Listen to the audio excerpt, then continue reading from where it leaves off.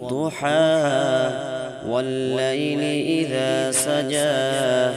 ما ودعك ربك وما قلى وللآخرة خير لك من الأولى ولسوف يعطيك ربك فترضى ألم يجدك يتيما فآوى ووجدك ضالا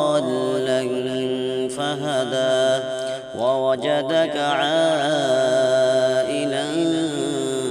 فأغنى فأما اليتيم فلا تقهر وأما السائل فلا تنهر وأما بنعمة ربك فحدث صدق الله العظيم.